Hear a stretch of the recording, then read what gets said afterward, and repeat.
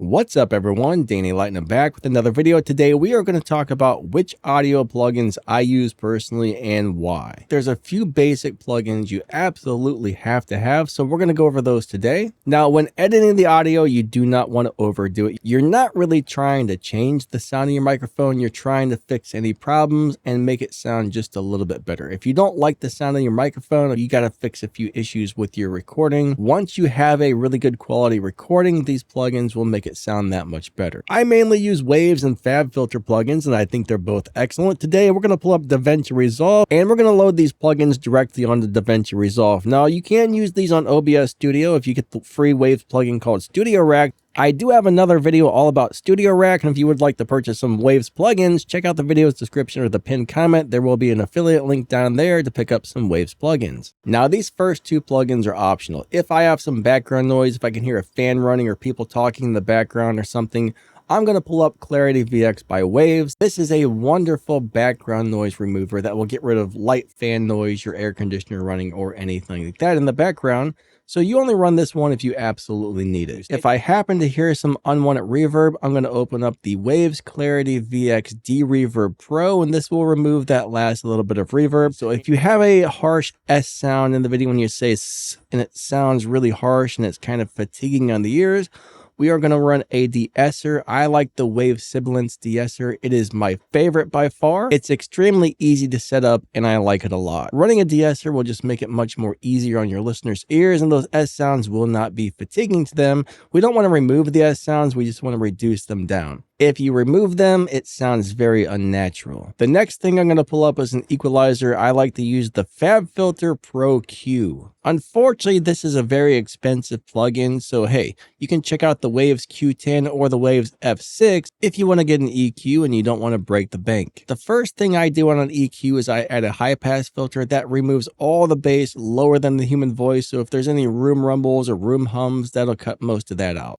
Next, if I need to boost the treble or reduce the treble or add a little bit of bass or remove some mids or even find some bad frequencies in the room and cut them out, I can do that with this EQ. The next thing we are going to run is a compressor. Lately, I've been running the Waves CLA2A compressor. It's just simple. It works. Anybody who's speaking into the microphone, voiceover artists, YouTubers, voice actors, podcasters, you guys will love this one. And this is so easy to set up. Basically, you just open the plugin, you grab the little knob on the right and you turn it up until you see that needle start to bounce just a little bit during your normal speaking voice. You want to see maybe 1 or 2 decibels of needle movement, and that's it. You get that going and bam, you're done. You don't have to adjust anything else if you don't want to. If you over compress, it's going to sound awful. So you only want to have a teeny tiny bit of compression on your normal speaking voice. But when you get loud, you'll see that needle kick down big time. And then when you yell, it's going to turn that down. So it's about the same volume as your normal speaking voice. So it's basically like an automatic volume control. That way, when there's louder parts and quieter parts, they're not having to turn it up, down,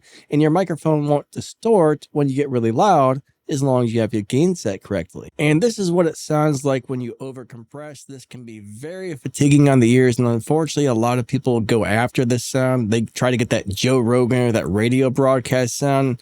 I try to make my stuff sound like a natural voice because that's more pleasing on the ears. It's much easier for somebody to listen to for long periods of time. And the last thing I'm going to run is a limiter. The limiter is basically there to help you get your recording to the correct volume. You can make it as loud as possible without distorting with a limiter. For a long time, I used the Frontier Group D16 limiter, which is free, and it's really awesome. I still like this limiter a lot, but lately I've been using the Waves WLM Plus. This is an awesome limiter designed for content creators. If you want a really nice free limiter, check out the Frontier Group's D16 limiter. I do believe this one slightly colors your sound. When we say coloring the sound, it just means it changes the sound a little bit, adds some flavor, adds some color to the sound. If you want something more transparent, I say go with the Waves WLM Plus. Now, if you happen to have a bunch of mouth noise where you hear the sounds like that when you're talking because you have a dry mouth or something, iZotope does make a declicker program, which is really good for getting rid of those mouth clicks and mouth noises. I've never really felt the need to use that one, but a lot of people do. But besides that one, these are the plugins that I use personally when I edit my videos or my audios to give my listeners or my viewers the best listening experience possible. Remember, 50% of video watching experience is what you hear, the other 50% is what you see, so the audio needs to sound good. If your audio sounds bad, people are going to leave your video and go away.